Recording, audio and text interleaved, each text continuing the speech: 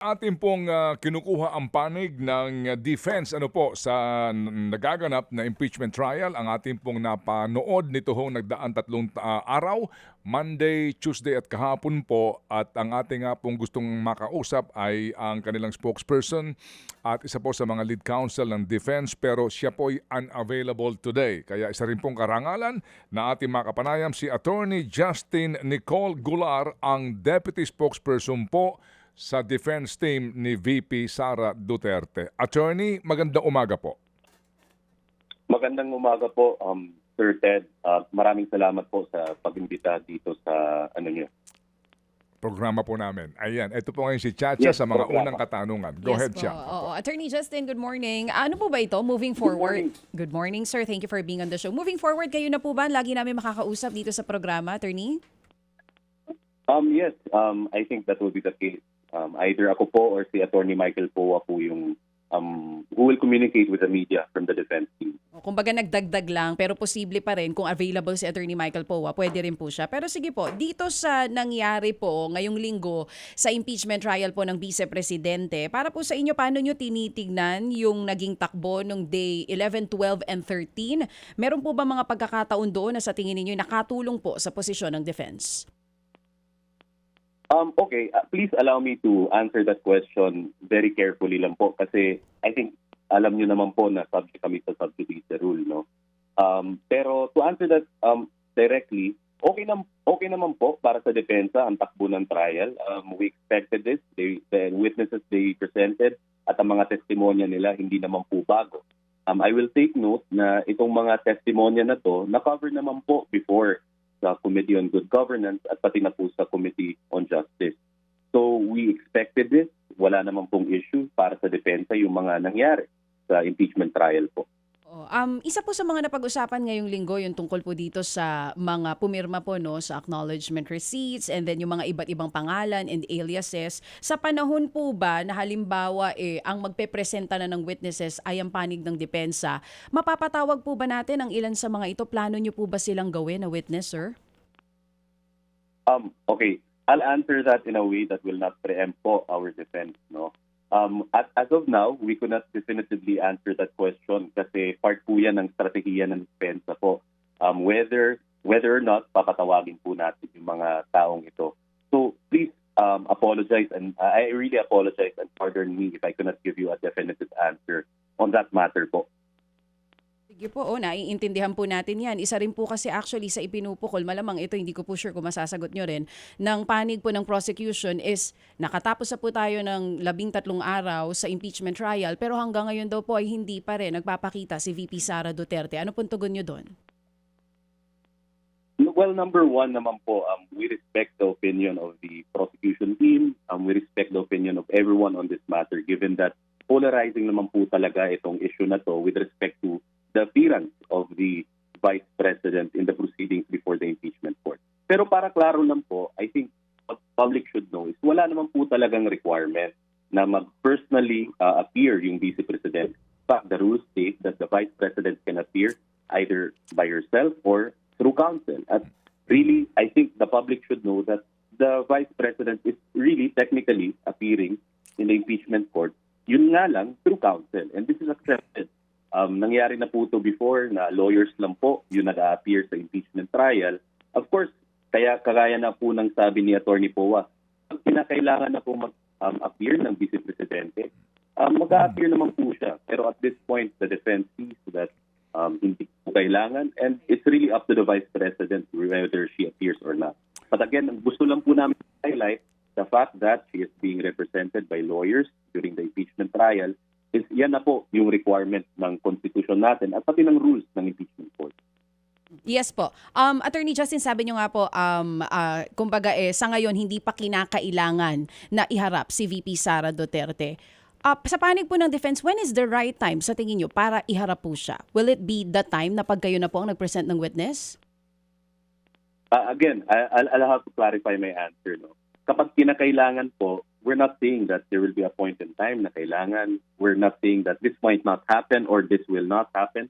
What we're trying to say is, meron naman pong tamang panahon at kung kailangan lang po, mag-a-appear yung Vice Presidente. But as of now, I could not really speculate and I hope you understand Yes on the po. part of the defense, we really don't want to disclose or preempt whatever defense we will raise at the time that kami na po yung magpe-presenta ng ebidensya. I think yan po yung dapat intindihin ng publiko na ngayon kasi ang nagpe-present ng evidence, yung prosecution talaga. Tama. Yung ebidensya at mga testigo nila yung important. At yung trabaho ng po ng depensa ngayon is to protect our clients' rights, whether it be through raising objections or cross-examining the witnesses po. Opo. Sir Attorney Justin, nito hong nagdaan nga na talakayan at paghaharap po ng testigo ng prosecution sa particular na Article 1 na ito, no? Na sa mga articles of impeachment. Napansin po ng inyong lingkod na wala namang ho kayong question, di po ba? Wala hong debate doon sa inilabas na notice of disallowance para po doon sa OVP fund in 2022 amounting to 73.2 million pesos. Is that correct? Yes, that is correct, Sir Ted. Okay. If naalala niyo po kasi, ito po ay official documents ng COA and I think this has been in the news Yes. several months or I think months ago. And we're really not contesting Yes. those matters.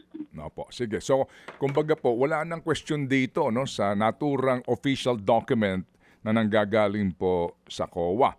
Pati po doon sa sinasabi na 375 million ng OVP's entire allocation for 2023 na subsequent po na disallowance. Wala din pong debate doon, attorney?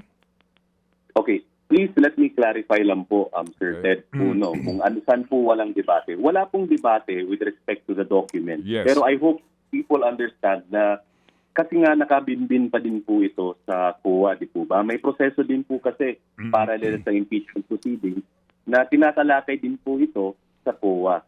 So we're saying that as to these documents na may notice of disallowance, No question. tama naman po na these documents exist.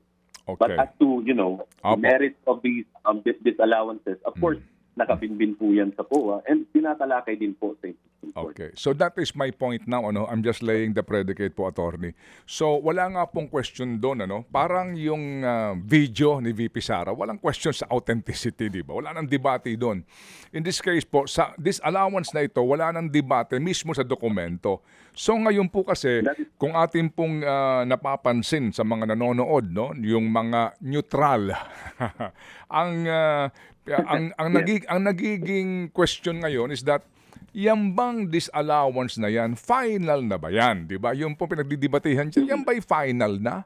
Kaya ho kahapon may discussion whether, sabi ho ng testigo, as a matter of fact, kapag yan final na sa pananaw nila sa COA, yan pwede na ngang isampa sa ombudsman yung kaukulang kaso. So ang tanong po namin, ano ho ba ang actual na estado nito ngayon ng notice of disallowance sa COA? Meron ba kayong liham para po sa motion o ano man pong tawag doon to question this sa commission? Okay. If I'm not mistaken kasi, yung nasa stage na po tayo sa COA na nag-file na po kami ng motion for reconsideration. Meaning, hindi pa po talaga to final. Now, ang mga tanong ng publiko, paano pag ma-deny yung motion for reconsideration? Let's just go to hypothetical.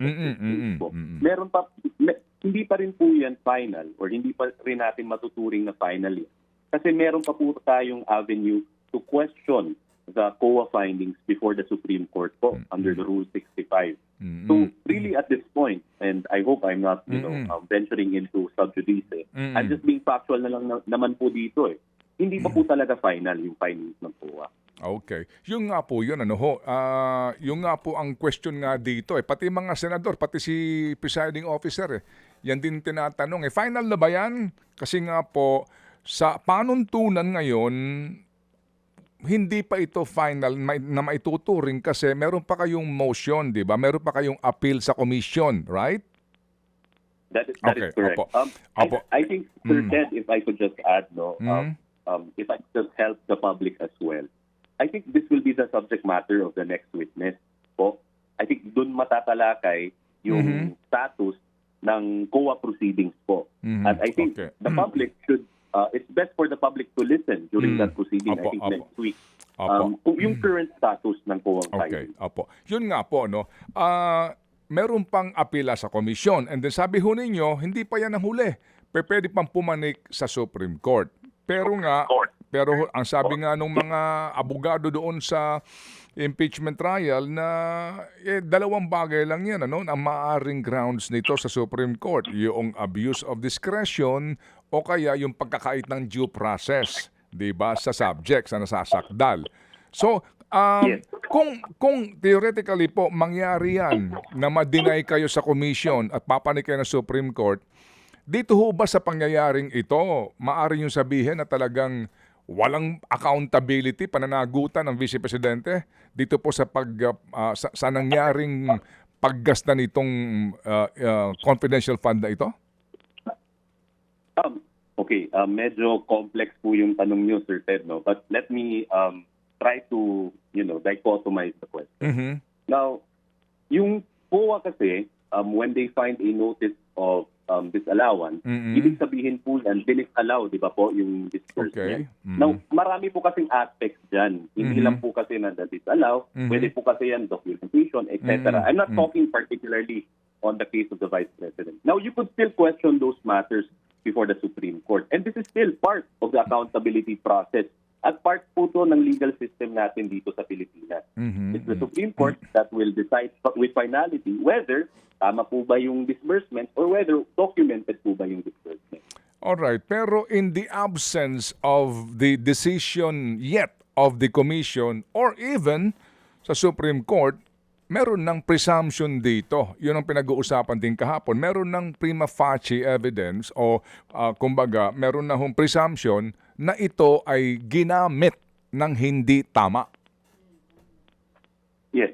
I think that's referring to the joint circular, no? Pero, klaruhin lang po natin yung presumption na yan. Number one po, isa po yung prima facie presumption, which means po, disputable presumption po yan.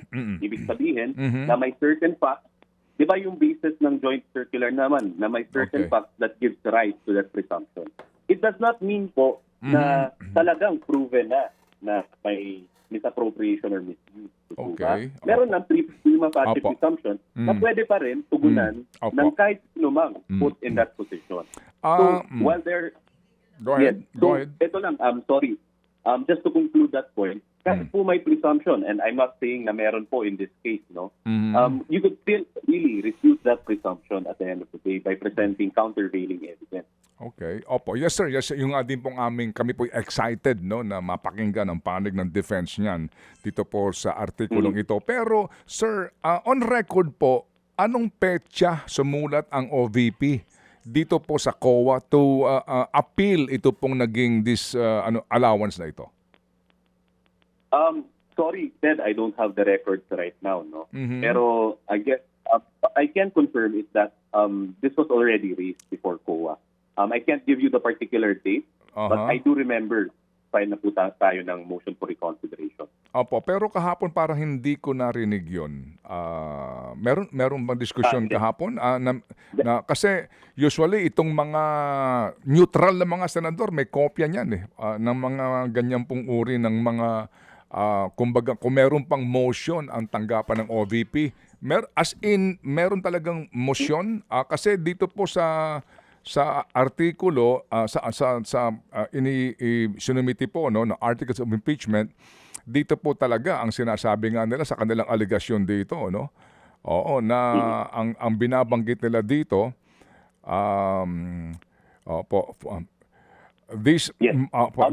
ito sinasabi nila, a ruling upheld with finality in a COA decision dated April 10, 2026, no?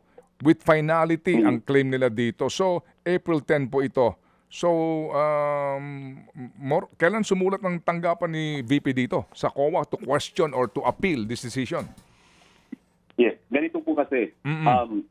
I've just been able to review the files. I will not second guess the characterization being made by the prosecution. No? Okay. Ganito kasi, Ted, kaming mga lawyers kasi we understand that they're advocating. The prosecution is advocating for their own position, di po ba? And at this point, number two, I also just want to clarify na ito kasing mga pleadings na ina-file sa COA proceeding, dahil po separate siya sa impeachment proceeding, dapat po maging ebidensya pa siya sa impeachment proceedings. Meaning, dapat may party na mag-present at whether kami yun or yung prosecution, I think that will be unraveled during the trial.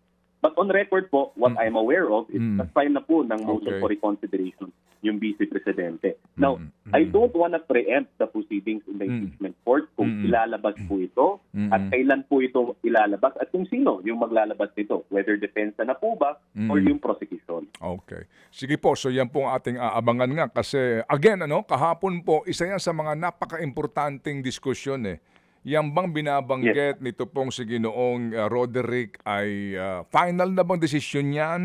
Yun po din ang hinihingi na sagot ng iba pong mga neutral daw na mga senador kahapon. O sige, so attorney, yung pong mga, ano pong balita ninyo sa impeachment court doon sa mga bank records ng nasasakdal dito?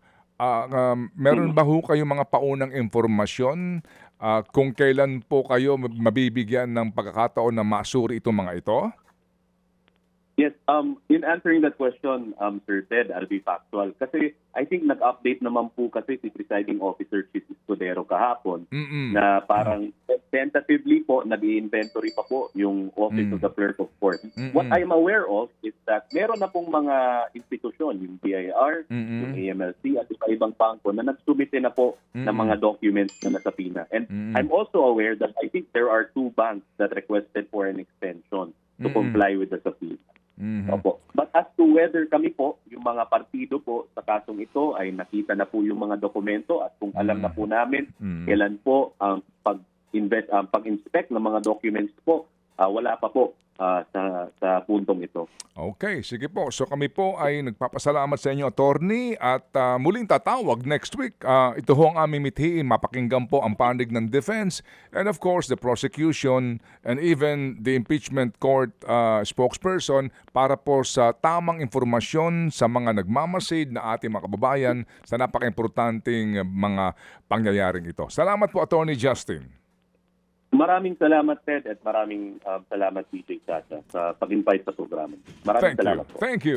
Mga kapatid, patuloy po kayong tumutok sa 105.9 True FM para sa totoong balita, impormasyon, music, and entertainment. Mag-subscribe sa aming YouTube channel at podcast at sundan nyo kami sa Facebook, Instagram, X at TikTok sa True Network PH. Bisitahin din po ang aming official website, truefm.ph. At panoorin din kami sa True TV Signal, Channel 19. Kami po ang 105.9 True FM. Laging true sa'yo, kapatid.